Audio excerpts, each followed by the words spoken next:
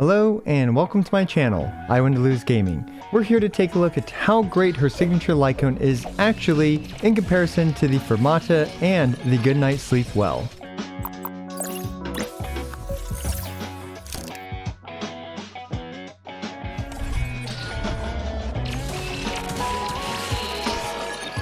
Now I got a lot of feedback from you guys on my last Eidolon 0 Superimposition 1 Acheron showcase video, and that video was to really demonstrate how far you can push Acheron to the limits, as well as some zero cycle optimized, well, fairly optimized memory of chaos runs. That video was not there to demonstrate the free-to-play potential of Acheron with very free-to-play friendly builds and stuff like that. Now, here are some disclaimers. The content in this video is from the Creator Experience server. The content I'll be sharing is not fully indicative of the final product. There may or may not be changes in the version update. Any re-uploads or redistribution from the Creator Experience server is at risk of copyright strike. So that is what we're going to be taking a look at in this video. I'm going to try to answer the question of how important is her light cone in practical play, because we have theory crafting math, which is great, and I will be presenting theory crafting math in the full guide video, which will come on Acheron's release. But I wanted to demonstrate to you guys some practical applications and differences between her free-to-play light cone options as well as her signature light cone.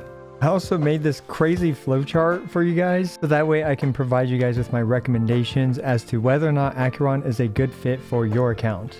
So let's take a look at my Acheron. For this one, we're going to start off with a very free-to-play friendly build. Then we're going to take a look at a slightly less free-to-play friendly build with the Good Night Sleep Well. And then finally, with her signature light cone as Superimposition 1. And we're going to get a rough feeling for how big of an impact each of these things make. Starting off with Acheron's build, we have our crit ratio is pretty decent, and we have the Fermented Kafka light cone, which is a very free-to-play friendly light cone, but unfortunately its conditional definitely limits your team building options when it comes to utilizing Acheron with this light cone, unfortunately. Now we have her traces are all max, and her relics are very solid. She is a hyper carry character, and I highly recommend spending a lot of stamina and Trailblaze power farming her relics, because she is going to benefit tremendously from this. So do keep that in mind. Above average relics, but they're not perfect. They're far from perfect, in fact. And she's also running a slow attack percent build, so you don't have to worry about getting those rare or speed boots. And that's Acheron, of course. She is, of course, at Eidolon 0. Now, for those of you guys accusing me of using Eidolon 1 Acheron, I was not. If you have an Eidolon and you have not activated it, the glass pane or whatever will still be clear, or won't really have the full image on it. The next character is Black Swan, and this is an issue when it comes to team building, which we will talk about whether or not I recommend Acheron for your account later in the video. Because how else are we going to enable Acheron's Fermata light cone? And you can see some issues when it comes to selecting light cones for her.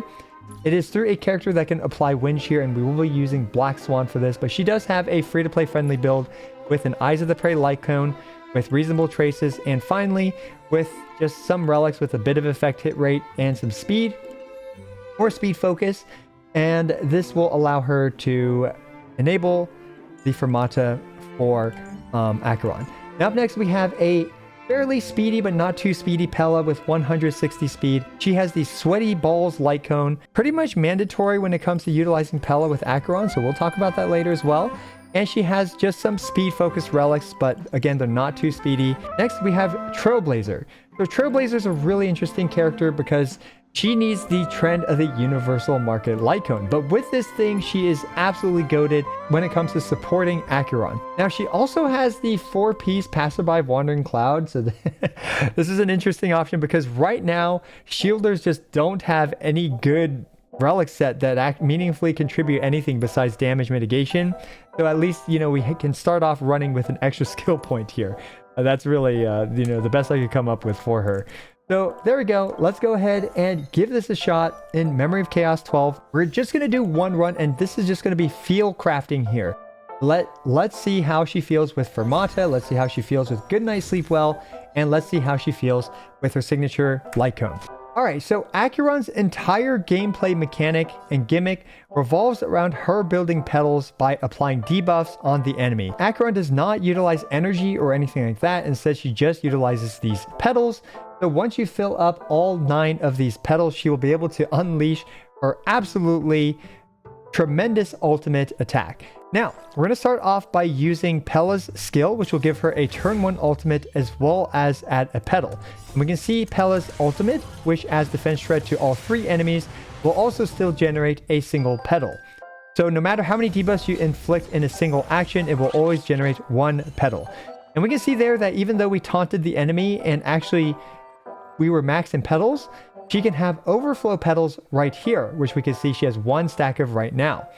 So we can build up to 3 overflow petals, so that way you don't really waste the rotation. And now we're going to use her ultimates and just get a rough idea for how much damage she's going to do. 262,000 damage with that ultimate and that setup. Very, very solid, if I do say so myself. I mean, this character, there's no denying it. She hits like a truck, right? She hits like a truck. Okay, so we're just going to do some stuff to this thing and hopefully we can take out this dude. And you can see here that I actually used Trailblazer's basic attack to break this guy in order to build an extra petal for Acheron. And now I'm using her ultimate to break this guy in order to generate another petal for Acheron. So all these cool little min-max options are a lot of fun and definitely provide a lot of interesting room for you to min-max your character in gameplay. So we're going to let that play out, and then we're going to use her ultimate in order to 0 cycle the first round. And just like this, we are out of here. But unfortunately, we only have 2 petals. I think I must have done the rotation wrong or something, but either way, that's okay. We are just going to keep on going. No big deal. So let's use Black Swan's ultimate here in order to apply Epiphany to gain a petal as well. And then we're going to use Pella's basic attack. Should be able to get her ultimate. Hopefully. Yes, we did get it in time.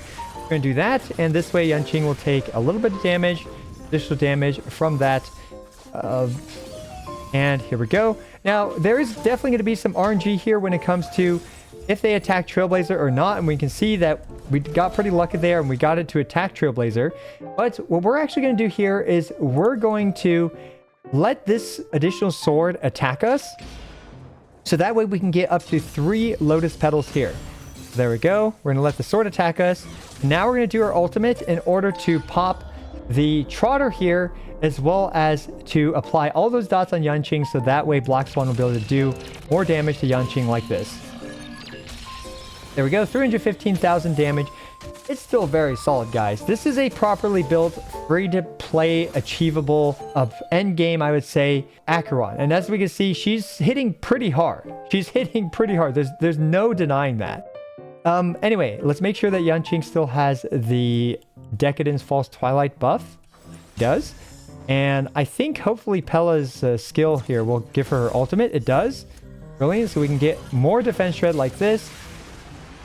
And we're just going to do whatever with Trailblazer now. I guess Black Swan's next. So she does need to use her thing, but I'm going to taunt him. And we're going to go ahead and do this. Her ultimate. Now this is a purely single target situation. Where you guys can see she did 171,000 damage. And Yanqing definitely survived this with about 20% of his HP. So there is that. And we're going to need a third ultimate in order to actually take care of this. And we can see that the team is definitely starting to run out of steam a bit.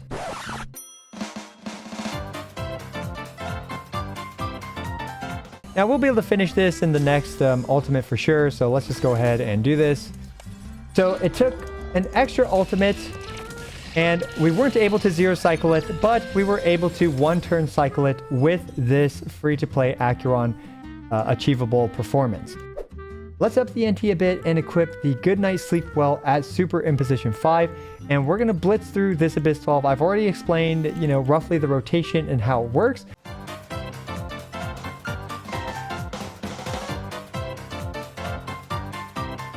So, your ultimate here. And again, this is not like super optimized or perfect, but we did 311,000 damage there. I don't remember how much damage we did in the previous run, but that does look like a sizable and pretty reasonable increase to her damage.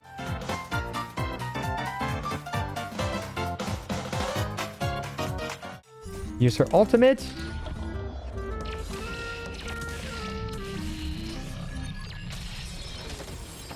And are we able to finish him off with this? Hopefully. At the very least, the next dot should be able to finish him off. There we go. So we did need one less ultimate, but ultimately we cleared it in the exact same amount of time. Of course, Black Swan makes up a noticeable amount of the team's damage output, so there is that to absolutely keep in mind. So up next, we're going to equip the controversial Along the Passing Shore Light Cone. Same setup against these enemies, or very, very similar setup. I think the Horse Guy does have all three, which does improve the damage by a little bit in comparison, but let's see how much damage with Superimposition 1 it does.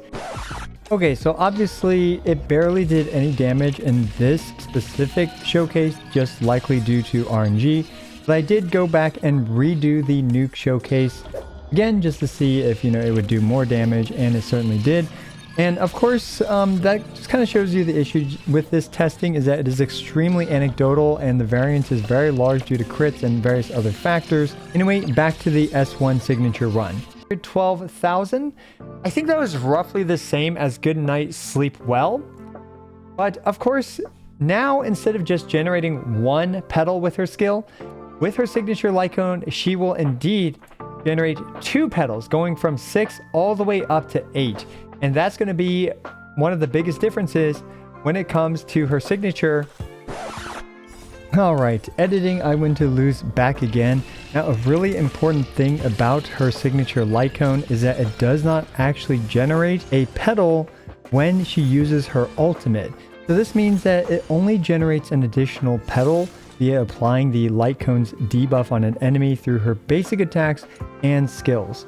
And with, for example, a min speed max attack build that I'm utilizing in this showcase, the petal generation is much, much less impactful because we are talking about literally 1 petal every 100 MV because she is very, very slow in this situation. Now, unfortunately, due to the way I messed up the run significantly, we weren't able to zero cycle it, and we weren't able to get, an accurate damage comparison, but it definitely was a very sizable improvement. And why stop there? I did one quick run of a very Copium Acheron team, for those that don't have Good Night Sleep Well, or Black Swan, or Kafka, where we're basically forced to run Sampo to enable the fermented Kafka light cone.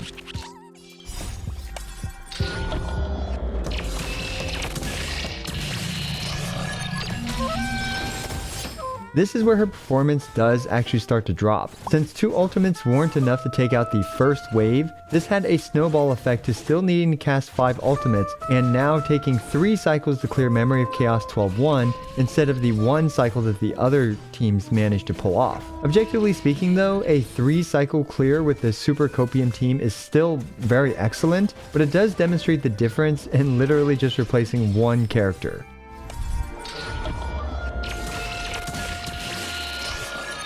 So I decided to make this wacky flowchart to help you guys decide whether or not Acheron is the right character for your account in today's meta specifically. Now, I do have this box right here that says future impact, and if these things apply to you, then I'm just going to give her a question mark out of 10 for my recommendation. Now, before we dive into the flowchart portion, there are a couple questions that are important to ask. First is, do you have the Trend of the Universal Market light cone? If you do, I personally would add a 1 out of 10 recommendation to any of the below recommendations. And if you are willing to farm for 1 to 2 months for relics, this is another +1 recommendation for each. I know not all of us are, patient enough to log in every single day and farm relics for literally 2 months straight for 1 single character, but if that's something you are willing to do, then that does improve my recommendations for you. So let's go ahead and start going through the actual flowchart portion of this. First question is, do you have Pella and the Sweaty Pearls light cone? And if you do, great. If not, well, we can go over here. But first, we're going to start off as if you do. So let's say you do have Sweaty Pella. The next question is, are you going to be pulling for Super Imposition 1? And if you have Sweaty Pella and you're pulling for a Super Imposition 1, she immediately becomes an 8 out of 10 recommended character. Now the next question is, if you don't have Super Imposition 1 for her light cone, then do you have Good Night Sleep Well or an equivalent light cone in the light cone chart? Then we can move on here. If you have, for example, just the Super Imposition 1 Good Night Sleep Well, she will still do pretty good. And if you have Super Imposition 5 Good Night Sleep Well, it's still a pretty recommended character. Most of my playtime with her was with a Super Imposition 5 Good Night Sleep Well, and I can tell you, I highly recommend her at this power level right here. The next question is, if you don't have Good Night Sleep Well, you don't plan to pull for Super Imposition 1, do you have Black Swan or Kafka? And this is where things get a little tricky. Since you don't really have any light cone that you can use with her, well, Black Swan and Kafka at least enable you to run the Fermata light cone on her without having a huge opportunity cost in terms of what teammates you can utilize with her. Now we can also see that going from the Sweaty Pella bubble at the beginning, if you don't have Sweaty Pella and you follow this no all the way down, and then you follow this other dotted line over here where it says yes, but you don't have Sweaty Pella, well, that means that we also skip these two nodes. So in the situation where you don't have Sweaty Pella, but you do plan to pull for a signature light cone, or you do have a Good Night Sleep Well, and you also have Black Swan or Kafka, then we also have these slightly higher recommendation values in comparison to the Fermata. Let's say though you don't plan to pull for S1, you don't plan to use a Good Night Sleep Well, you don't have Sweaty Pella, and you don't have Black Swan or Kafka, well, now we are getting into some seriously copium teams. Can a team like this still clear Memory of Chaos 12? Abso-freaking-lutely, but we're in some territory where we're getting to the point where it's not really recommended for your account in today's meta to pull for Acheron. With all that being said and done, let's take a look at some 10 out of 10 team examples that I have here. If you have her Super Imposition 1 signature light cone plus the trend of the universal market, these teams are absolutely going to dominate. Now finally, if you do have the Good Night Sleep Well as Super Imposition 5 instead of the Along the Passing Shore, personally I think these team setups are still going to deserve a 9 out of 10. And hopefully this flowchart helped you make a decision on whether or not Acheron is right for your account, as well as to give you guys a visual representation of what I recommend for her.